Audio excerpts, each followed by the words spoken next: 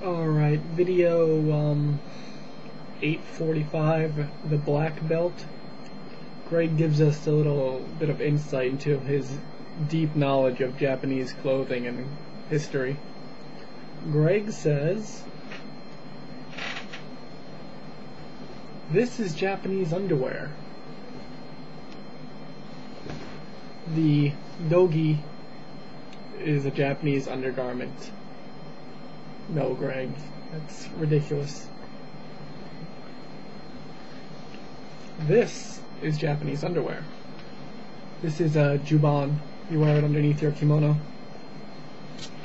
Big difference.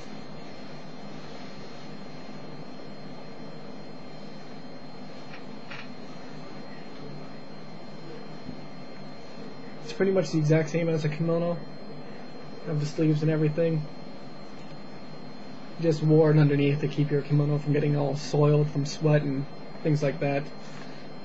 This, the judogi, is based on samuai-gi, which is what Hosan Suzuki wears in his videos.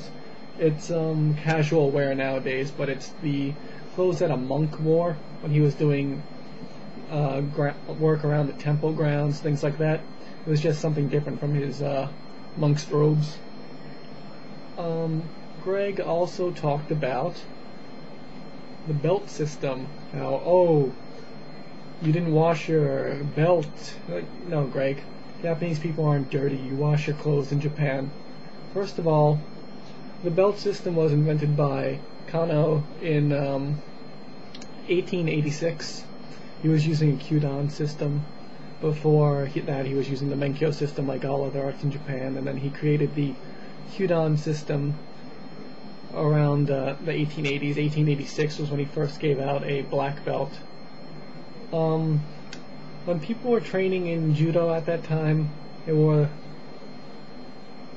juban underneath their kimono, or hakama, any type that they could have. Sometimes they'd have ones like these, fancy ones, or sometimes they would just sew them out of anything, basically. And the belts that they used, this is the belt they would use. This is a kaku obi. This is a white kaku obi. This is what would have been used by Kyudansha. And this is, it looks blue on my webcam. It's black. I guess it's the lighting in here. And this would be worn by Yudansha. So up until, I'm not even sure when the modern form of belts came out, but this is what they would use. These you wear with your kimono. It's not just jerking around underwear or whatever the hell you think.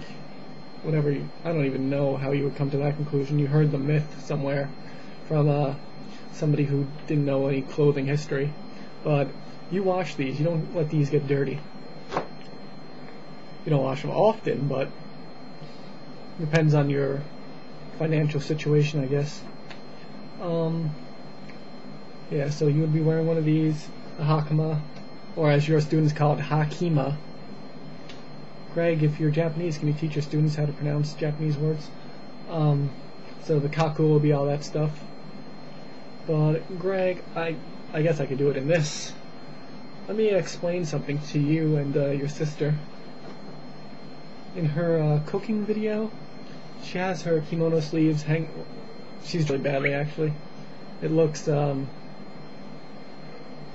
not how a normal Japanese person would dress. Some of the Japanese YouTubers had some comments about that, but I'm sure she didn't let them post those because she doesn't seem to do too well with that. But let me show you. I don't understand how your mom, who you claim is 100% Japanese, didn't teach this to your sister. But she's cooking, she has her kimono sleeve hanging over, gonna get it in crap. Even in Japanese martial arts, we know how to do this. Take your string, your tatsuke, like this.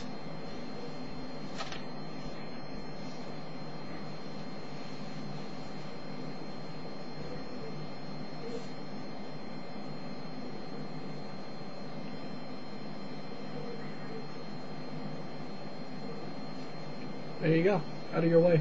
Use a sword. You could cook. So, I don't know what kind of Japanese person doesn't know about Japanese clothes, especially someone who claims their mom is completely Japanese and their sister is cooking Japanese food and speaking Japanese but doesn't know how to keep her sleeves out of the food. It's really strange to me. But you might want to do some research before you comment on this stuff. And it's just ridiculous. And, you know, if you don't care about the color of a belt, what's the point of making a big deal about Adam got his black belt? So, I don't know, Greg. You're making yourself look worse and worse nowadays. It's horrible. So, maybe your students will learn something about the truth. So, that's it.